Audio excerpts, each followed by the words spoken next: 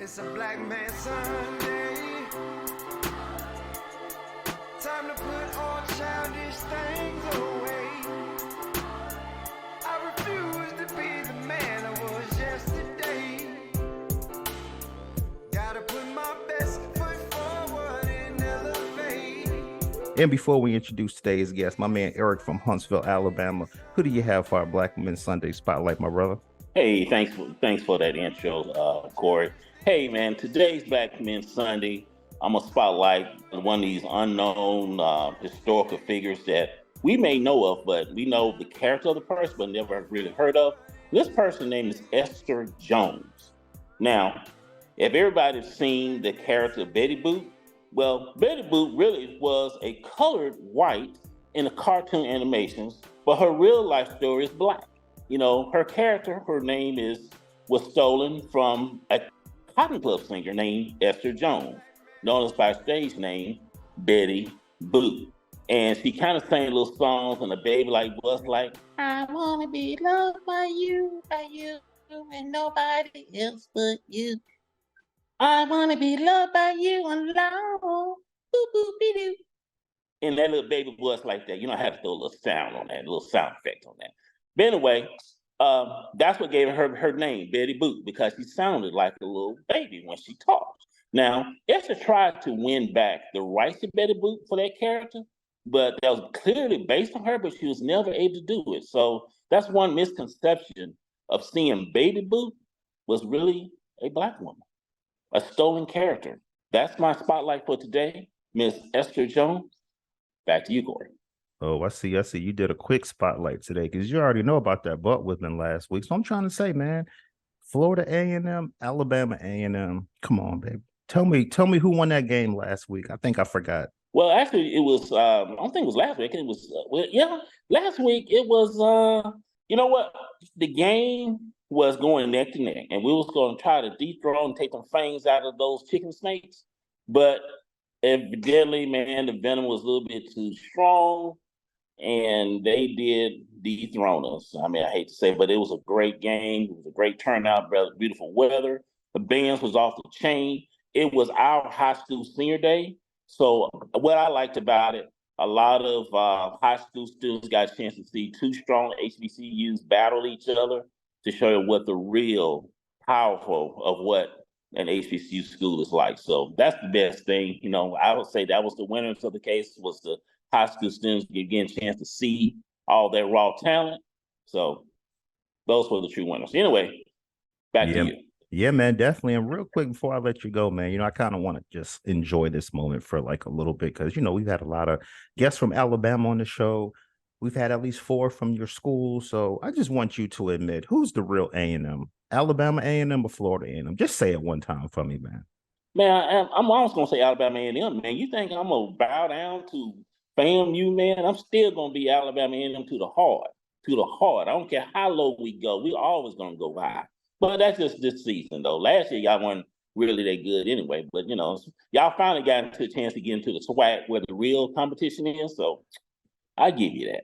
Yeah, you have to give us that because I think, we only won like 6 games in a row. Came to Alabama. No, actually it's 7. Okay, well that's even better. So thanks for just proving my point even more, brother. Hey man, I appreciate that spotlight, man, coming all the way from Huntsville, aka Hunts Vegas, Alabama. So now let's go on and introduce today's guest, man. We bringing the bread on here today, man. When we talking about securing the bag, yeah, we gonna learn all about that today. This brother here is an 8-figure millionaire. 8 figures, y'all. This brother, just like me on Black Men Sundays, when we were empowering brothers and sisters, we did a turkey drive in the community. This brother empowers in communities, man. This brother coached over 12,000 individuals. He's a stock market trader, a business investor. Man, let me tell you, I can't wait to have this brother on the show. This brother, when we talk about Sweat for Life, his first business, we're also going to talk about the health and wealth conversation because I think doing some research on this brother was on his mom's couch back in 2008. And he was a thick brother. He's pretty slim on here now. So without further ado, Tay Sweat, my brother, welcome to Black Men Sundays. How you doing? My man. Hey, that was an amazing introduction. I appreciate it, man. I'm good. How are you? Oh, good, man. I'm ready to get started, man. So first off, you in Puerto Rico, right? Yes, sir. Yeah, so I just want to jump in the game, man. I want to talk about real estate off top. Our show is about generational wealth, finance, and business, and we're gonna get to all that. But I want to get to the real Mhm. estate. You're in Puerto Rico. What? Why is Puerto Rico a good place for us to buy real estate these days? Well, I got to be honest with you right now, these days, it's not a good place. And the reason why I say that is because it is so inflated here. The real estate market probably over the last 3 years was inflated due to what's called Act 60. Act 60 here in Puerto Rico basically states that if you move to Puerto Rico and you move your business to Puerto Rico and you qualify under the Act 60, implications they put in place, you get 0% capital gains taxes, first of all. And then second, you get 4% on your corporate rate. So a lot of people are moving down just to save in taxes. However, that inflated the heck out of the market. So all of the real estate is just crazy overinflated. Well, that's great information, man. Because when I was checking your Instagram page, I think you only have like 1.1 million followers on your Instagram. I see you out in Puerto Rico. But one thing I want to talk about as well, segueing into real estate, the fully real estate, is that a lot of brothers these days are saying, with the inflation and nowadays rates are, because I'm in Florida, the rates are almost 10% here. 10% in a house that was 150,000 5 years ago, you almost about 400,000 or 500,000. So I feel like a lot of brothers are telling me, look, I'm feeling discouraged. Like, why should I get into real estate? Why should I even get in the stock market? But let's take care of the real estate question first. But you see where I'm heading though. When it comes to the real estate for me, honestly, man, if you look at the historical data, real estate always goes up. If we're being honest, over time, whatever you bought it for today, if you look at it 5, 10 years from now, it's going to be more, right? It's going to be more. And that's going to automatically put you in a better place, especially if you get into your real estate, you're taking care of it. It's whether it's your single family where you're staying in for your personal residence, or if you're actually getting some commercial. It's good just to have that appreciation over time. Because most of the time, if I'm being totally, honest, most of our people in this country, we're spending money on crazy stuff. I was a shoe head. I remember seeing something you talked about, right? We buy a bunch of shoes. I think you said $12,000 in shoes, right? I'm a sneakerhead. I was spending money on shoes. I could have had a lot of appreciation on that if I just bought a house. So I love the appreciation on it. Yeah, definitely, man. And let's take it back real quick, because as I said in the intro, you on your mom's couch. The market crashed in 2008. Fast forward to today, you an 8-figure millionaire. So let's just take it back then. How did you get from the couch back in the game? I was maybe 19 at the time. I had a pretty good job. I decided, hey, college is not for me. So let me get to work. So I'm still a guy who wants to, let me go get a trade. Let me find a way to still be productive. So I got a trade and I worked at this it was a warehouse at the time. I was making about 80K a year at the time. And for a 19-year-old, I mean, I'm feeling rich, 80K a year. So I bought a house. I bought my first house at 19. Everything is going great. I have a car, I have the house, I have the lady. I feel like I'm on top of the world. Well, I did not know much about, finances or market cycles, the economy. Had no idea about it. So moving in on 2007, 2008, 2009, nobody knew. Well, I didn't. I didn't know about a recession. What is that? Right? And I got hit out of nowhere with the recession, the market, the housing market crashed. Everything just went bad. I lost my job. House note got behind. Before you know it, man, I had to let go of the house, file bankruptcy. They came and repossessed the car. I mean, literally, I went back to zero, square one. Moved back in with my mom. Hadn't been with my mom since I was maybe 16. So I feel, I'm 19. I feel bad, right? I feel bad. So I'm like, look, man, I'm supposed to be a man. I'm supposed to be out of mom's house. And here I am back on the living room floor.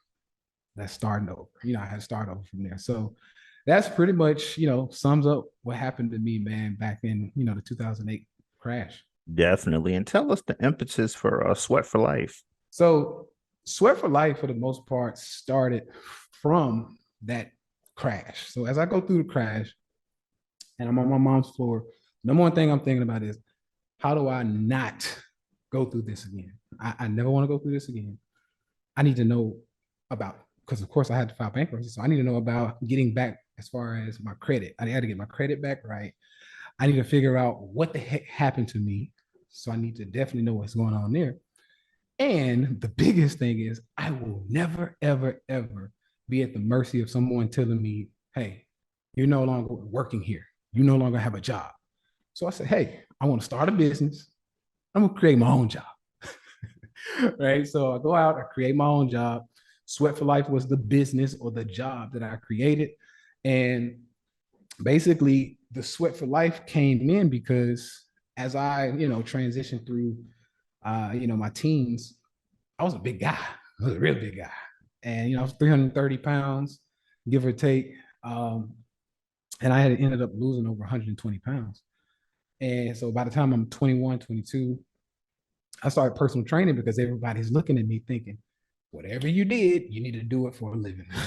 You need to help other people lose this weight.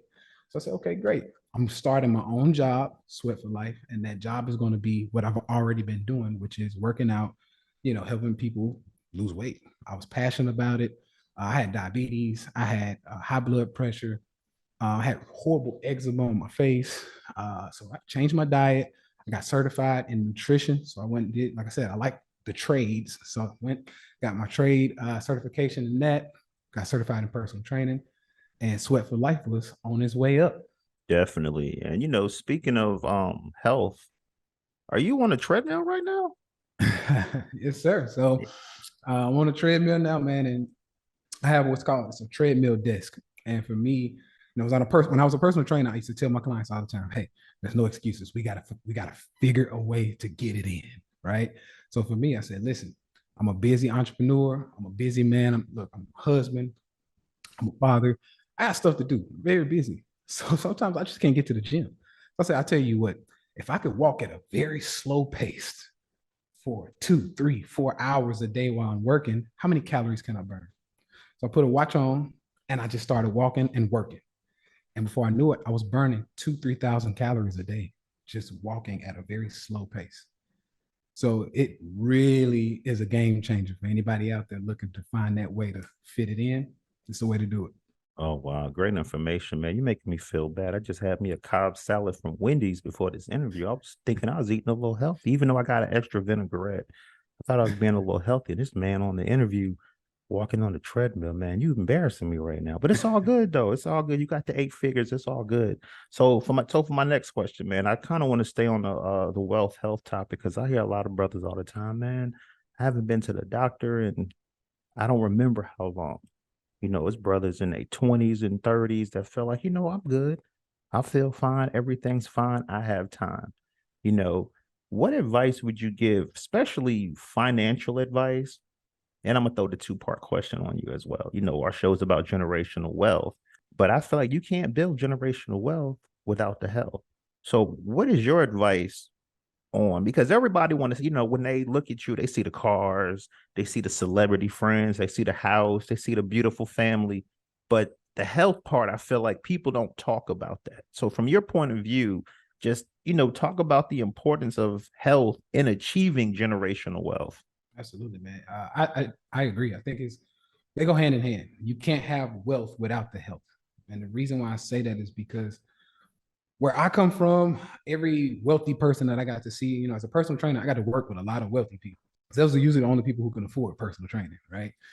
And what I noticed was my average personal training client was trying to recoup from what he or she has lost, meaning they put their health on the back burner. And now what they're doing is trying to catch up. They're trying to play catch up. Hey, man, I'm sick. I got this going on. I just need you to fix it. Right. And for me, I'm one of those people that, I like to use my common sense. So I don't need to experience what someone goes through myself. I could just look at what you went through and decide I don't want that to happen to me. So I'm watching these people go through all of these issues after they achieve, the wealth.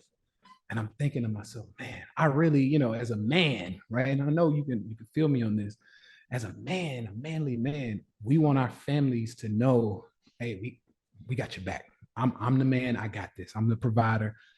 I got you. And I started telling myself, man, if I'm going to build a family, I need to be healthy enough to be around to provide, because that's part of the providing, right? So you can't have the wealth and the empire building. You can't do that if you're on a hospital bed. You just can't, right? You can't do that in a compromised, state. So I'm thinking to myself, okay, well, I need to be a warrior. I need to be able to fight. I'm an athlete, so I play basketball. So I'm thinking like, look, I need to be able to fight. I need to be able to get up and do whatever I need to do. And I need to be in fighting shape, is what we usually say. Like, I get back in my fighting shape. I need to be in fighting shape. And part of that fighting and that warrior mentality, especially in entrepreneurship, is being on your health, being at that level where, hey, if you're going to move and work 14 hours a day, I'm going to work 16. And the only way I can do that is to be in good health. So for me, you can't have the wealth without the health. This is very important.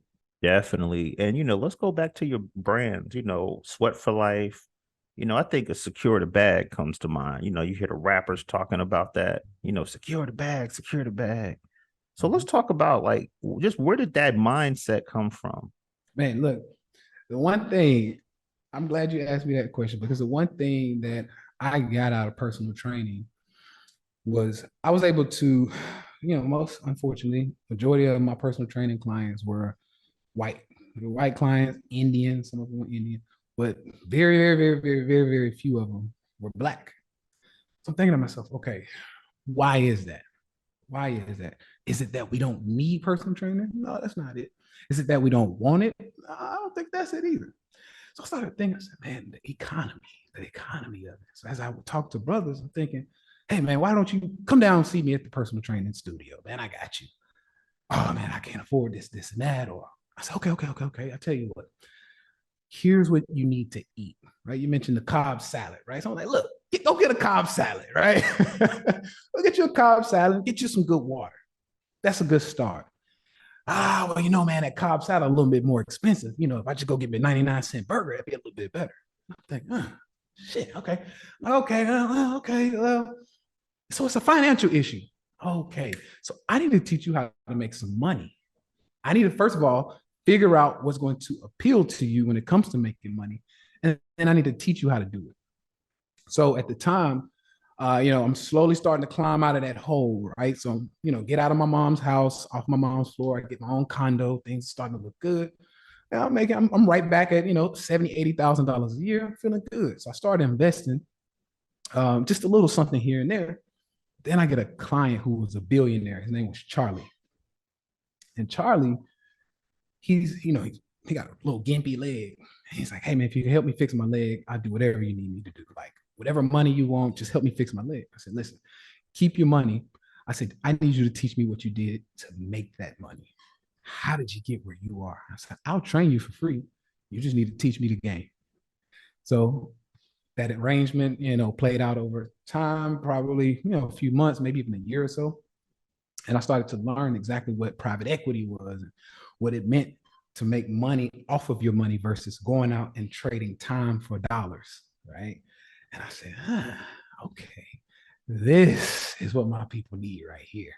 And that, as it started to manifest for me, I started making thousands and thousands and then hundreds of thousands of dollars. And I'm like, millionaire now at this point, as it's going along. I'm thinking, okay, invest in your business, invest in somebody else's business, Apple, Microsoft, whatever, right?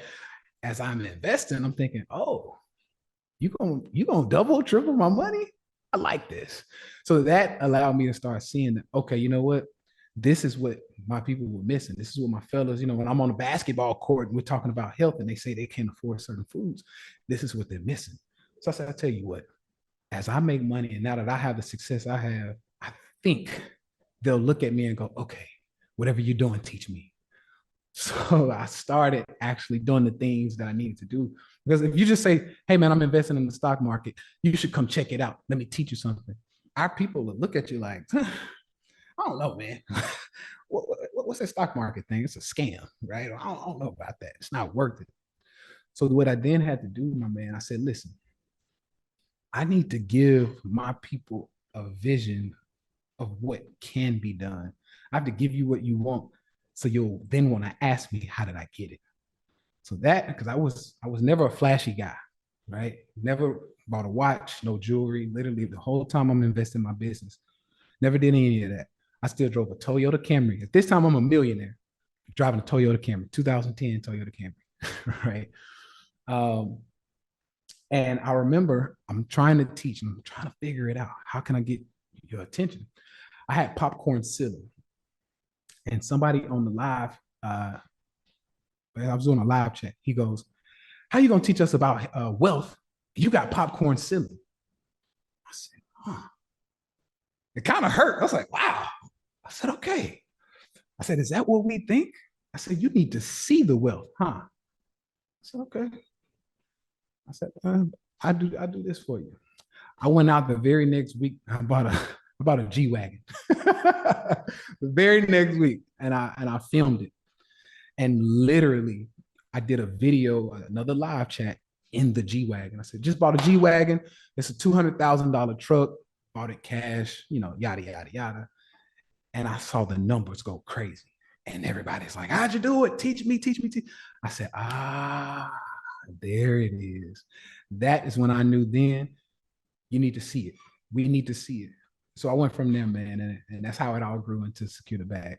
Oh yeah, because that took off, man. Like I said, you hit the rappers with it.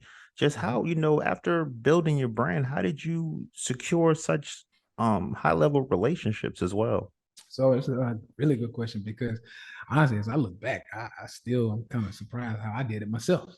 um, so I'm a very generous man, and anytime someone comes in my space, I want to help. Right? How can I? What do you need help with? What do you need help with? So as I'm moving throughout, my journey, anybody who would come in my space, I'd help them. How can I add value to your life? And I remember, I'd say so I was living in DC, Washington, DC at the time.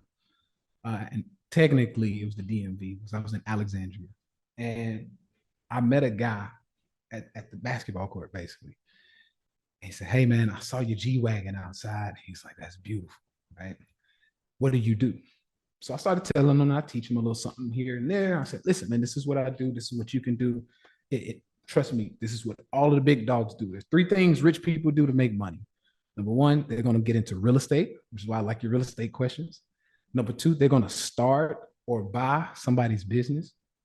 And number three, they're going to get in the stock market, which is still another way of buying business or equity into a business." I said, "Man, if the rich people are doing that, and every rich person I know plays one of those three, if not all three," I said, "Look, if you want to get rich, that's where you need to go. That's it." So I helped this guy, and that started my journey of, okay, man, I like the way you talk. You should go talk to this person. Here's his number. And that started this wildfire of connections. And everywhere I go, and every room I would go into, I talk like this, and I'd get people's attention. And they're like, "Man, who's this black dude? Who's this big black guy talking about wealth, man? I hadn't heard much. Like, I don't see many people doing that." And that just started getting more and more attention, and pushed me to next levels, next levels, next levels. So as I helped more people, they wanted to give me those connections. So there's one really big connection. I want to tell a story about Gucci Man. Gucci Man, right? A lot of people know who Gucci is, right? And I get to a point. I said, "Listen, at the time, I'm from the South, born and raised in Nashville, Tennessee, and we listen to Gucci." So I'm thinking, okay, if I'm really gonna make an impact, I need to hip hop my approach, which once again, where Secure the Bag comes from, because I'm thinking, okay, how do I reach my people? Like, I need to make it appealing. So I'm like, okay, cool. Well, can somebody, I put on my page, and at this time, I had grown my page pretty big. It was maybe at 500,000 followers. I put it out there. I said, "Look, I've helped a lot of y'all. Now I need help from you. I'm asking for something." I said, "Listen, if you can help me connect to Gucci Man, I want him to make me a song. And if he can make me a theme song for Secure the Bag, that'll just take it to the next level, because now people are going to realize that hip hop and wealth and the conversation of wealth go hand in hand now. and I'm making it that way. So literally it took like 10 minutes. And somebody's like, I know his manager, Snake. Shout out to Snake. I know his manager, Snake. Man, look, I can make that happen. And what I offered, I said, listen, if you can get me this connection, I'll give you free entry into Secure the Bag. So, at the chorus, people are making money in the chorus. So now everybody just wants in. They didn't want to spend money, but if they can make that connection, they want it in. So get the connection. We meet. And Snake's like, look, man, Gucci don't do nothing for free. What you got for me? And I'm like, listen, just give me his price. I'll do what I can and we'll make it happen. So he says, okay, I talked to Gucci. He's willing to do the theme song for you. I need you to fly to Miami by noon tomorrow. I'm in Puerto Rico. It's hard to get a flight. And I'm thinking, how in the heck is this going to work? Well, luckily, I had some friends. Once again, they make some calls for me, and I get a pretty reasonable jet from Puerto Rico booked to Miami, literally that night. So we make it over to Puerto Rico. From Puerto Rico. Well, Gucci wanted cash, and he wanted $100,000 cash. I'm like, I don't know who you think I am, Gucci. I'm like, I ain't never seen 100,000 cash. I was like, wait a minute. Like, I said, listen, I can send you a wire, but cash, I don't know. I'm gonna get that.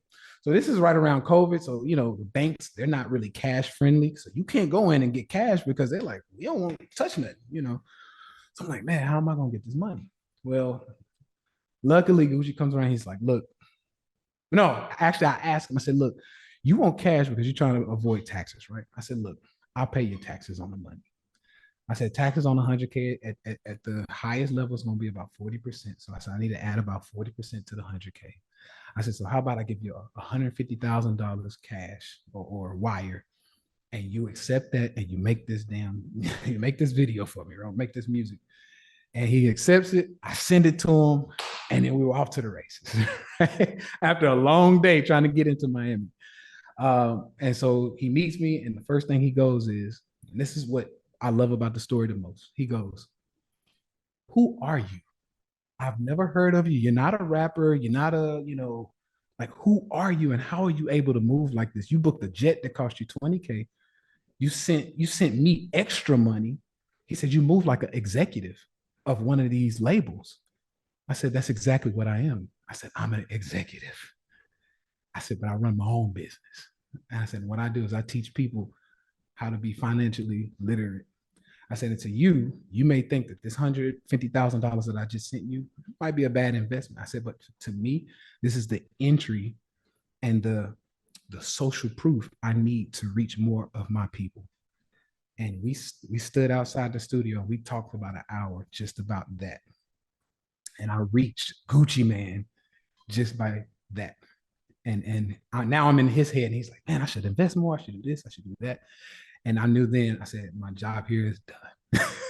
So he made the song, we got it. And now, it's history. So yeah, it's the theme song now. Yeah, definitely, man. Because you hear Security Bag all over the place. And I'm like, is this his or is this someone else's? But obviously we know it's Brother Sweat's. All right, fellas, y'all know I could Iverson all day right now. I was about to, but let me go ahead and let some of my brothers get on the mic. Go ahead, fellas. This is Kalali out of Maryland. So I was in the barbershop yesterday. I was talking to a couple cats in the barbershop, and we were talking about the future, like how young people should plan strategically in this new environment. So I guess I'm gonna put that question to you in a way, is because you talked about how you took the trade route. You got certifications, you got trades, you know what I mean, and you use that, to leverage your initial business. So could you share with us a little bit of what that grind is like, and what your mindset has to be like to have the kind of business acumen and the kind of business tenacity necessary to turn a trade into your own business? Because you can have a trade, but you're still going to be working for somebody else. How do you take that trade and make that trade into a business that you run for yourself, that you can use to bring capital in for yourself, that you can then turn into money that works for you? Honestly, I have to credit a lot of it to the chip on my shoulder that I had, right? And I say that because, where I come from, like I said, in the South, you know, you're a black man in the South, you got to go get some education. You got to go to school, right? That's all we know. And so I'm kind of going against the grain by not going to college. And I have this chip on my shoulder. And so for me, I'm thinking, okay, not only am I going to go get a trade and start a business, and the only reason why I did it is because I was looking around at all of the options that college led to, and I couldn't find anybody making more than $250,000 a year. Like after you get out of school and you get your degree, even if you go I knew PhDs, I couldn't find anybody making more than $250,000. Well, I grew up poor. And so I'm thinking to myself, once again, I'm the man. I want to beat my chest. I want to provide for my family. I'm thinking to myself, I got to be rich because I got to take care of moms, baby brother. I got to get a wife. I got to take care of my children, her. So I'm thinking, I need a lot of money. And this college route don't look like I can make enough. Right? So I'm thinking, who makes all the money? And I started seeing that it was the entrepreneurs or the business owners, the Jeff Bezos, and so I'm thinking, okay, so I need to start a business. I need to get a trade. And now I'm going against the grain, so I can't make them right. I got to make sure I make enough money so they don't go, see, I told you to take your butt to college. Right? Because at the time, the woman I was dating at the time, actually, this is my ex-wife, but before we even got married, her dad was high up in TSU, so he HBCU, right? I know my man not gonna like this, but so they were Alabama A&M and TSU, the whole family, right? Oh. And he's telling me, "Hey, you gotta go back to school. You gotta go back to school." So I have this chip on my shoulder the whole time, and I'm thinking, listen, I'm not going back to school. I need to, follow this journey. And I did get this trade and turn it into a business. And I made a promise to him. I said, you want me to be able to take care of your daughter, right? That's why you're telling me to go back to college. And this is where that edge came from. So watch this. You have to have something super strong or a really big why. Like, what's your why? You have to have a really big why to even be able to take the big road of entrepreneurship and turn that trade into an actual business. And I tell, my girl's dad at the time, I said, listen, you're worried that I'm not going to be able to take care of your daughter. I said, so here's the thing. I said, how much do you make a year as a, professor? I think he was actually in the admin department or something like that. I said, you're pretty high up at the school. I said, how much do you make a year? He tells me 150, 140,000 a year. I said, okay. I said, if I start making more than you taking my route, will you get off my back? He looked at me, he sat back. He's like, huh. He said, well, Brother Sweat, I tell you what, if you can make more than me, I can't argue with that. And that was the chip on my shoulder I needed to get moving. So from there, I took the business, right? And that was my why. That was my big why. And as an athlete, if you give me anything to jump over, I'll jump over. And so my big why was I gotta impress and prove my girl's dad. I gotta impress him and prove him wrong. So honestly, if anybody asks me that question, what does it take? You gotta have a really big why, because it's gonna take sleepless nights. It's gonna be some days where you have to work for free. Entrepreneurship is not pretty. Right? They say, hey, I want to leave. I hear people say, I want to leave my job and go, I want to leave my 9 to 5 and go be an entrepreneur. I say, well, are you ready to be working instead of 9 to 5? Are you ready to work 9 to 12? And like, yeah, 9 to 12. That's perfect. I said, no. Not 9 a.m. to noon. No. No. I mean 9 a.m. to midnight. And they're like, wait a minute, what? I say, yeah, because that's what it takes. So are you ready to work that long, number one? And number two, are you ready to, there's no off days. There's no weekend. It's 7 days a week. It's 20 hours a day sometimes, And sometimes you're not going to get paid for the services that you put in. Mm. But if you can wrap your mind around that and still work just as hard as you should, I think you'll be all right. That's what's up, man. I definitely appreciate you saying that, because like right now, that's a huge conversation. I think you're probably aware of it. We all aware of it in our conversation about what is the worth of a college education versus, you know, what is the worth of going a trade route.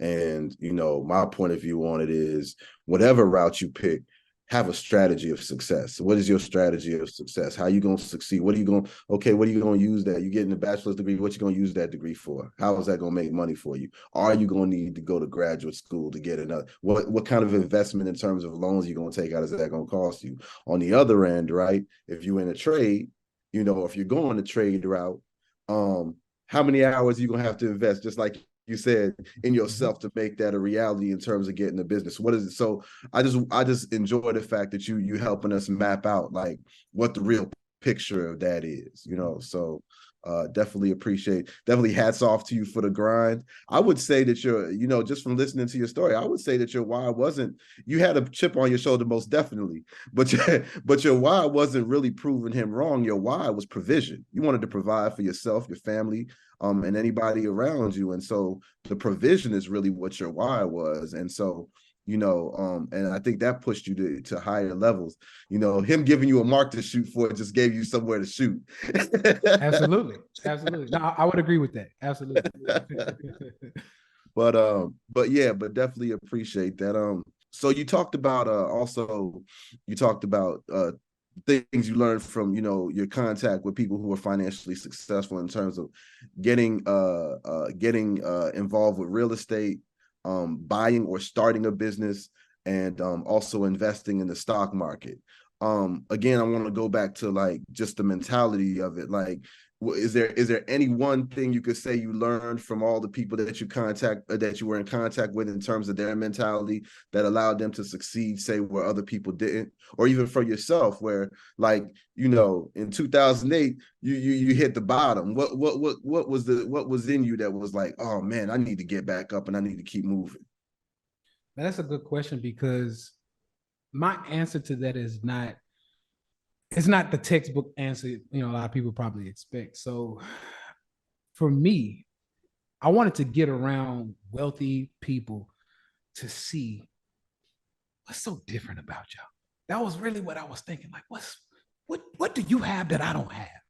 Because I really feel like where we come from, and where I come from especially, we look at rich people like this, like thing, like, oh, you know, they must be doing something weird, you know, Illuminati, you know, we got all kind of things we're making excuses about. Really? You know, like, what is it? So I just wanted to get around them. And as I got around them, and I'm asking them things like, for example, hey, I need you to follow this diet plan, or I need you to show up to this workout at this time and be on time. What I noticed that majority, like 98% of my clients, their discipline was horrible. Like, they couldn't stick to a diet. They couldn't do these things. And I had a conversation with one of my doctors. He was a surgeon at Vanderbilt. And he went to, I mean, very prestigious. I went to Harvard and Brown, and I have this, you know, degree and uppity. And I'm like, okay. I said, but you can't follow my diet though. I said, so. And I asked him, because I'm hard on my clients. I said, listen, I said, every time I ask you to follow something, you can't follow it, and you have an excuse of why you didn't follow it. I said, is this how you got to Harvard? Is this how you became a doctor? I said, what did you do to even make it to this point? Because you have no discipline. And he looked at me, he's looking like, who the hell are you? Like, literally, he's looking at me like almost ready to fight. And I'm talking to him, I'm in his face. I'm like, and I told him, and so that was my light bulb moment, because I then told myself after that conversation, I said, man, these rich people are no different than me. I said, as a matter of fact, I'm more disciplined than they are. I said, so if you can get there with the little amount of discipline you have, I'm about to eat your lunch. I told him one day, because he was a good friend of mine too. You know, we ended up becoming friends. I told him, I said, look, man, I see what you've been able to do with your life. And I realized that you're no different than me. And as a matter of fact, I'm probably better than you are. I just don't have the money yet. I said, but watch this. I'm coming for your lunch. And he said, well, I received that and I respect that. And, here we are, right? Yeah. So honestly, man, what I got to see being around those, more rich people, more of a, higher class, financially speaking, I got to see that they were no different. I got to see that they bleed the way I bleed. They put their pants on the way I put my pants on. And as a matter of fact, I consider myself better. And at that point, that's all I needed to know, that I can go get what they had. So it took the excuses out of the way for me. It took the pie in the sky idea that you have to do something so extreme to get there, or that you have to be a vampire or Illuminati or something to get there. You just need to be disciplined, put in the work, find a good plan and attack that plan. And so when I saw that, I knew then that the world is mine. Man, that's a gem. We need to just like capture that piece right there. What you just dropped right there is a huge gem, and the reason I'm gonna say that is because I think, for those of us who they say, have lesser than or have less opportunity, or minority people or whatever, I think we need to hear that. It's that, like, the adversity that we face, right? The adversity that we face molds us and makes us more creative, more determined, and more innovative than some of the people who we look up to as the most successful. And if we could just know that, and know that that's actually like lesser means in some ways is actually a strength. You know what I mean? It makes you sharper sometimes than the people who you even looking up to. So man, I hope, man, thanks for that. Right, that right there was worth. I always say when people drop the gems, I say that right there is worth the price of admission, even though this is free. You know what I'm saying? That right there is worth the price of admission. So man, I definitely appreciate you taking the time to come talk to us today. Really appreciate your whole journey and how you picked yourself up and your tenacity and your success, and just wish you all the best, man. Appreciate it. Man, I appreciate you for that, man. Most definitely. I would just like to say, kind of piggyback off of Tay. He mentioned about the discipline, and that's what that's the discipline is with anything that we do. We have to get to the point, if you want to be successful, you have to get to the point where you have to be comfortable being uncomfortable. And that's what a lot of people are afraid or do not want to do. Anything that, that's worth winning, worth having, you got to be willing to take the uncomfortable part of it, because, dieting, saving money, anything that we do that we want to be successful in, it's hard to do. We don't want to, we like to stay in our comfort zone. We don't want to stretch out, because when we stretch out to that next level, that's where the reward is.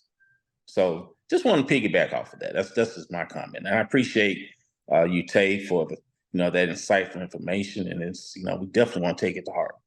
Absolutely. I appreciate it. Thank you. First off, man, you enjoying yourself on Black Men Sundays? Absolutely. This is the conversation I love having, man, with my boys, my guys, right? So yeah, absolutely. Yeah, definitely, man. So before I let you out of here, I just want to, jump on the stock market. If I'm looking at your portfolio, what companies am I going to see on there, especially in 2023? I like things that can't be manipulated as much. Let's say that, because I feel like a lot of stuff is manipulated in the stock market. And what I mean by that is, in the stock market, if you have a smaller company, anyone with a large amount of money can manipulate that stock, right? If you sell too much of it, Bitcoin is the same way. If you sell too much Bitcoin, Bitcoin falls. If you buy too much of it, Bitcoin runs up. And it doesn't take a lot of money. And, in retrospect, if you're looking at it, billions of dollars is not a lot of money in the stock market, right? So if someone can come in with a couple billion, buy up, Bitcoin with a few billion, and drive the price up $10,000. Easy. So now that we know that, I like things that can't be manipulated as much. So I'm going S&P 500. I'm going NASDAQ. I'm going to the index that it's going to take you trillions of dollars to, move that and to manipulate that. So I like those. So you can get into like the VTI, the VOO. These are some of those safer dividend paying stocks. Now, That is boring also though. So I have to say that because a lot of people come into this world for the gambling habit, And I always tell people, listen, I'm not going to tell you not to gamble. I'm going to tell you how to gamble. So for my people who want to play the gambling thing, because I'm sure I got somebody here who wants to, and that's okay. What I usually tell people, I say, listen, put the bulk of your money in something safe. And I have what's called an 80-20 principle. I said, so if you want to gamble, we're going to gamble with less than 20% of your overall amount of money you have. So if you lose it, you lose all of the 20%, cool. You still have 80% taking you where you want to go, right? Now, in the stock market, I also say, now there's a smart way to gamble and there's a stupid way to gamble. You have one way to roll the dice and it's a 50-50 chance that you're going to win. That's the stupid way, right? Then you have what we call a high probability way to gamble. That's the way I play. So I can tie in a bunch of things, right? Literally presidential cycles. See, this comes from me having to go through bankruptcy and sleeping on my mom's floor. I learned about cycles and that the market moves in cycles. So every 4 years, guess what? There's going to be some market movement because every 4 years there's a new president or at least a new election. So the market is going to move based on that. So right before the president has to go up for election, guess what? Out of the blue, the stock market does better. Why? Because the president can beat his chest and say, hey, put me back in office. Look at our stock market. So every year leading up to the election, we're going to get a bullish, there's going to be, when I say bullish, that just means the market moves up. There's going to be a bullish move up in the market. So I'm thinking to myself, that's one cycle. Then we have an 8 to 10 year cycle where you're going to have some type of crash / recession every 8 to 10 years. It just happens, right? There's debt cycles. There's we call it solar cycles, right? Where the market follows, believe it or not, solar cycles. So every 10, 11 years, roughly, it's called a decennial cycle. All right, I'm gonna bring a little game here.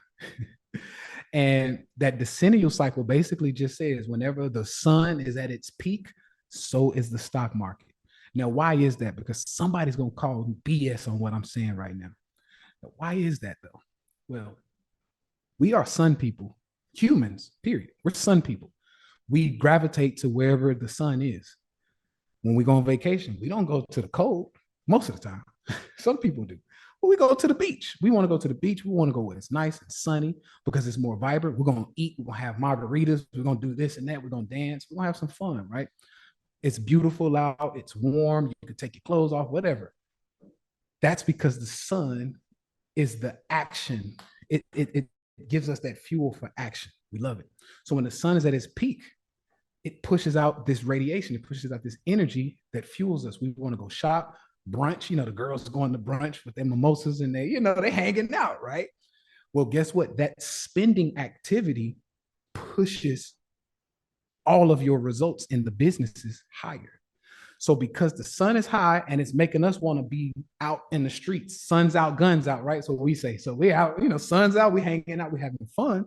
Well, we're going to spend more money. We're going to travel more. We're going to do more. There's going to be more economic activity because the sun is at this peak. Okay, great. Well, when the sun is at its peak and more economic activity is going on, guess what? The earnings of these businesses are going to be much better. So because these businesses are getting better earnings, that makes their stock go up. So for me, I can just track that by itself and make a crap ton of money. I'll hold a stock for 2 years, take it to the top and get out of there. Right? So that's one of the things I watch. It's a higher probability way of playing the game, right? Of course, I'm into technical analysis as well, where we get on the charts and we look at the stock based on its chart. And I can tell you what a stock is going just looking at the chart. So in many ways and many probabilities that I like to use to make that happen. And it gives me a much higher rate of winning than any old roll the dice gamble.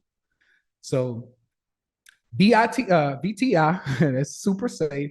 VOO, super safe. And then that 20% of my money that I want to trade and kind of gamble, I want to spread it across. So if let's just say we have $10,000 and I want to put 8 of it into a super safe, vehicle, I'm going to now, quote unquote, gamble the other 2,000, right? So 2000, I may spread it across maybe one stock, but 5 different positions. I say, okay, give me some here. Okay. And then if you don't bounce from there, give me some at a lower price. If you don't bounce from there, give me a little bit more there. And then boom. The reason why I like this quote unquote gamble is because my returns can be much faster. So for example, we made 300% on an S&P 500 move last week. 300%. That's not 300% on the overall account because your 80% should be over, tucked off somewhere. That's 300% on the 20% that you put in. So 300% on $2,000, that's solid. That's 6,000. that's pretty solid. And we did that in a couple of weeks. It was a swing. We call it a swing trade where you get in, you hold it, you let it hit your target. So this is the gamble that I'm talking about because it is more risky. Absolutely. But if you know the game and you know how to play it, it can be done very successfully.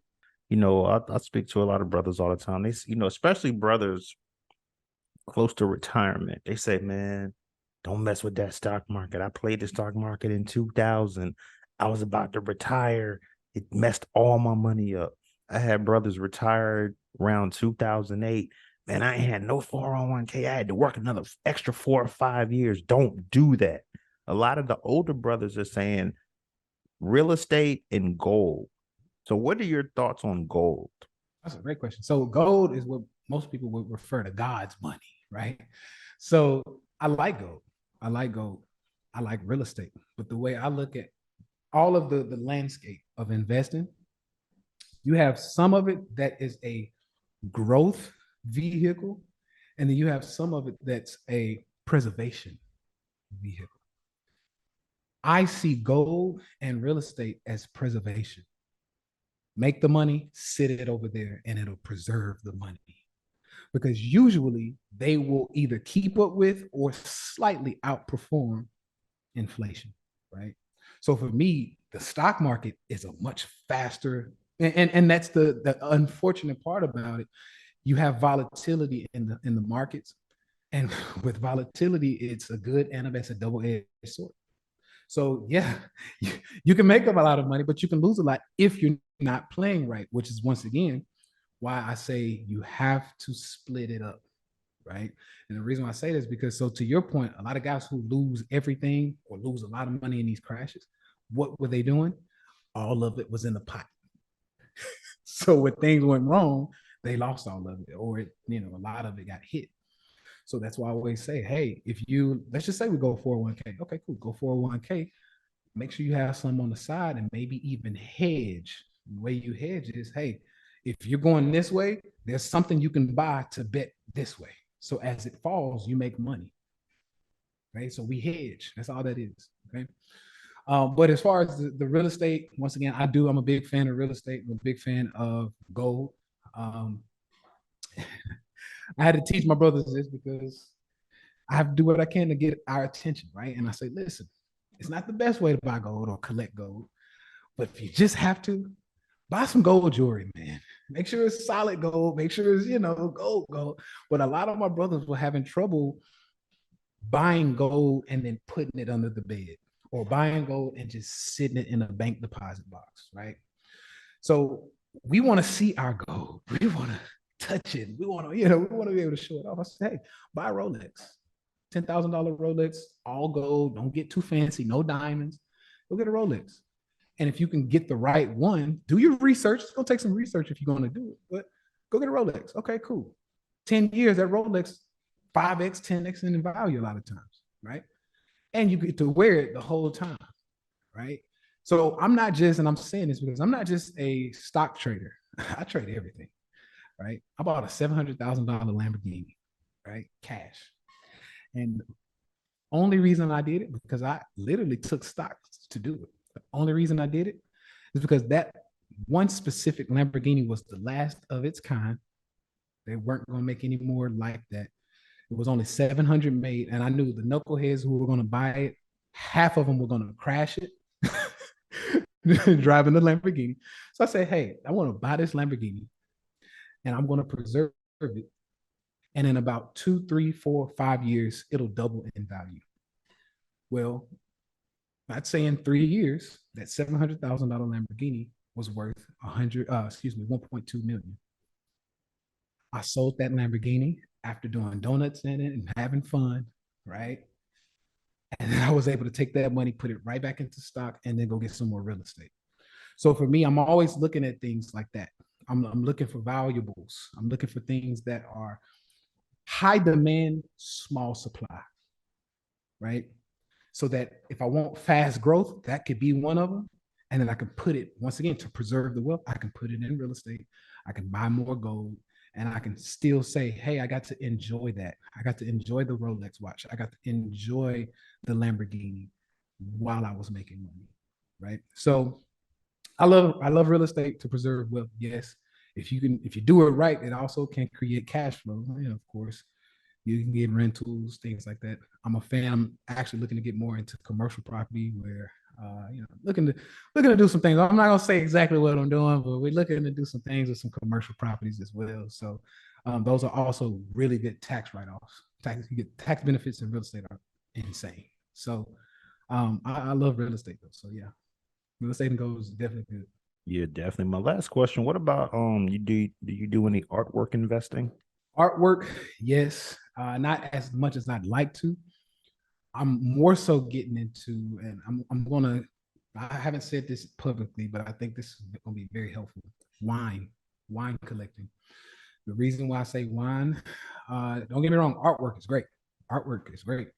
However, with climate change and the things that's going on nowadays, you're noticing that, you know, first of all, do you even see grapes at the grocery store anymore? How often can you go to the grocery store and see a plentiful amount of grapes? That's one question. Right? This is how I invest. I like to look at very just simple, like man, I didn't even think about that. Yeah, look for the grapes. I'm a big grape fan. That's why I say that, because I know if I go to the store, I'm looking for grapes. Sometimes they just don't have grapes. Why? Climate change is affecting it. So what's going to happen is these wine, and they don't have to be crazy, high bottles of wine.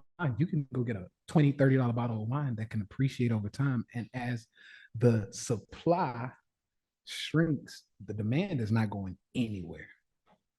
People love wine. So I think collecting wine on my end. So I'm actually looking at a personal residence now that is going to have a huge wine cellar. So I could just buy these bottles of wine and just place them in there. Because I don't drink, believe it or not. I actually don't drink. I know other people like it. So for me, I'm going to be buying wine because I know the climate change and all the stuff that's going on. I know it's going to be less and less and less bottles of wine. So that's one thing. But I do like artwork. As we're looking for this property, I would like to get more artwork for that. Also, artwork has great tax benefits as well. So that's another thing that I like about art. But yeah, man, for me right now, it's definitely going to be more wine that I'm looking to buy, because I think the upside, you're talking 2, 3, 4, 500% upside per bottle. So it's looking good in that space. Oh, that's interesting you say that, man, because one of my brothers, he's actually a congressman. He's a councilman down in West Palm Beach, Florida. His wife, who's my wife's cousin, had started her own. She's got like her own wine. So I'm trying to get her own Black Men Sundays. It's interesting you mentioned that, because, I'm talking artwork. This man said, no, you got to get on that wine. I'm like, oh, I know somebody that got her own wine. So I'm going to have to get in the game. I appreciate that, my brother, man. Yes, Man, this was awesome, man. Wow. Tay Sweat, man, pulled up on Black Men Sunday. This brother pulled up on Black Men Sunday. This brother's working out while he's on Black Men Sundays. I think you're the first guest to do that. And I think, Eric, it was your first Black Men Sunday spotlight, where not only did Alabama A&M lose, but you sang on this thing. You sang. And we got the brothers. Tay Sweat is on the treadmill the whole show. Wow. Hey, Black Men Sundays. Yeah, you see what we doing over here. So Tay Sweat, man, I want to thank you. First off, I want to thank you for, spending some time on your Sunday with us, man. You in Puerto Rico. You could have been, sipping on a Mai Tai. Even though you don't drink, man, you could have had you like an orange juice mimosa without the champagne. You know what I'm saying? So thanks for coming on Black Men Sunday, man. I appreciate you, all the gems, all the wisdom, man. And I want to tell you, man, enjoy the rest of your day and enjoy the rest of your week, my brother. Appreciate it, my man. Thanks for having me. And hey, same to you, man. Enjoy yourself. It's a black man's son.